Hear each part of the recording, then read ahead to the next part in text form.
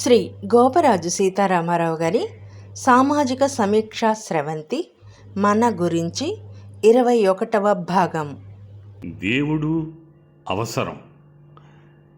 దేవుడు మనకెంత అవసరమో తెలుసుకుందాం. ఈ ప్రపంచంలో మానవ జాతితో కలిపి 84 లక్షల రకాల జీవరాశులు ఉన్నాయంటారు. కొందరు 700 పైచిలుకు ఉన్నాయని అంటారు. కానీ ఒక్క మానవ జాతి తప్ప మిగతా ఏ జీవరాశులు గుళ్ళు గోపురాలు కట్టి దేవుణ్ణి ఆరాధించడం లేదు.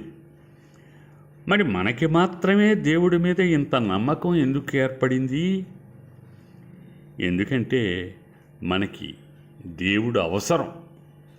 అందుకే దేవుణ్ణి పూజిస్తాం, అందుకే దేవుణ్ణి నమ్ముతాం. మనం వెర్రిపప్పలం ఏం కాదు, మహా తెలివైన వాళ్ళం, నాగరికత నేర్చిన వాళ్ళం. మనకి పంటలు పండించుకోవడం, వంటలు వండుకు తినడం తెలుసు. మిగతా జీవరాశులకి తెలియదు. వాటికి కావలసిన ఆహారాన్ని ఈ సృష్టిలో ఉన్న ఈ ప్రకృతిలో లభించిన వాటిని మాత్రమే తీసుకు తింటాయి. మనం పెళ్ళిళ్ళు చేసుకుంటాం, మిగతా జీవరాశులు పెళ్ళిళ్ళు చేసుకోగాని బిడ్డల్ని కంటాయి.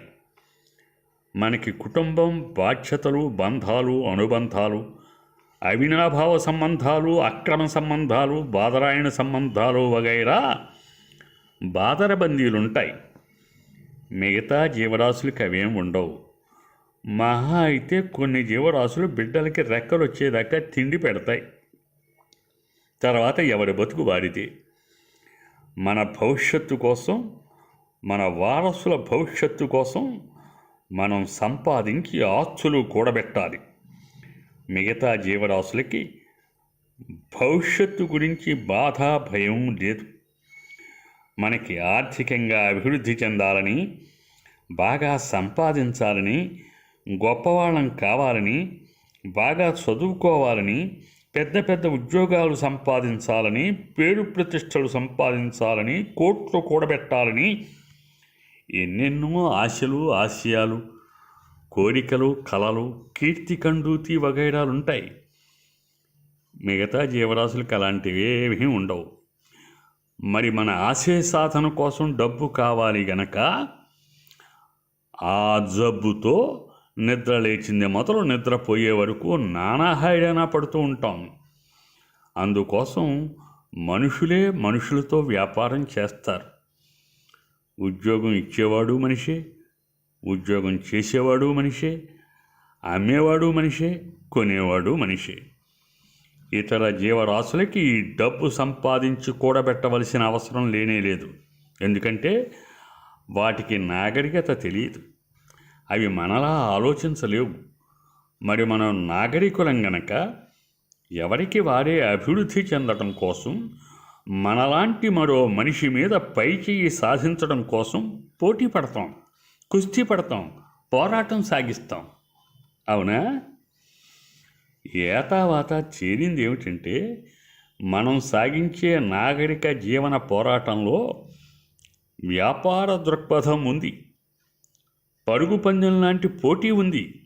ఈ పోటీలో జోదం ఉంది. ఈ వ్యాపారాత్మక పోటీ, జోద జీవన పోరాట విధానంలో యుక్తులు, కుయుక్తులు, జిత్తులు, జత్తులు, పై ఎత్తులు, పోత్తులు అంటూ తంత్రమో కుతంత్రమో పన్ని మనం మనలాంటి మరో మనిషిని చిత్తుగా ఓడించాలని చూస్తాం. అందుకోసం నమ్మక ద్రోహం, మోసం, దగ, దోపిడీ వగైరాలు చేయడానికి వెనకాడేది లేదు. ఈ జీవన వ్యాపార పోరాటంలో ఓడిపోయిన వాళ్ళు గెలిచిన వాళ్ళని చూసి ఈర్ష్యతో, ద్వేషంతో, పగతో, ప్రతీకార వాంఛతో రగిలిపోతూ ఉంటారు. వారిని శాంతింపజేయడానికి ఓటమి వల్ల వారికి కలిగిన బాధల్ని, భయాల్ని, బలహీనతల్ని, కష్టాల్ని, కన్నీళ్ళని పోగొట్టి ఓదార్చి వెన్ను తట్టేవారు కావాలి. మన శక్తి మీద మనకి విశ్వాసాన్ని పెంచి, మన మీద మనకి నమ్మకాన్ని నింపి, మళ్ళీ మనల్ని యుద్ధానికి సిద్ధం చేయడానికి మనకు వేదిక కావాలి. ఆ వేదికకి చేరేందుకు ఓ ఛానల్, ఓ మార్గం కావాలి. అక్కడ మన గోడు విని మనల్ని సేద తీర్చే గొప్ప శక్తివంతుడు ఉండాలి. అందుకు మనం ఎంచుకున్న నమ్ముతున్న వేదిక పేరు గుడి. అక్కడికి చేరేందుకు మనం ఎంచుకున్న మార్గం పేరు భక్తి.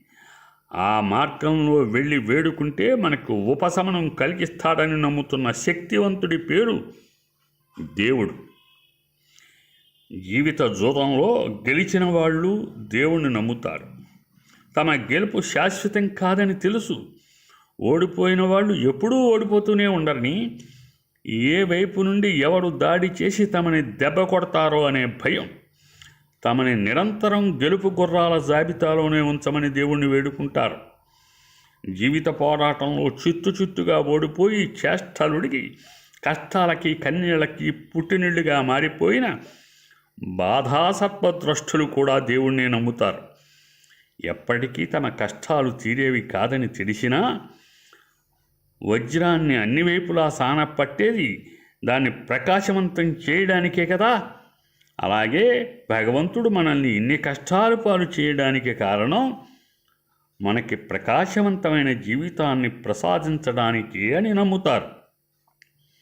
అఖిలాండ కోటి బ్రహ్మాండ నాయకుడైన భగవంతుడు నిరాకారుడు, నిర్వికల్పుడు. మనకి కనిపించడు, మనతో మాట్లాడడు, మనం పెట్టే నైవేద్యాలు ఆరగించడు. మన బతుకు మన ఊహలకి, మన అవసరాలకి, ఆలోచనలకి వదిలేస్తాడు. అదే మనకు కావాలి. సశేషం. స్వస్తి.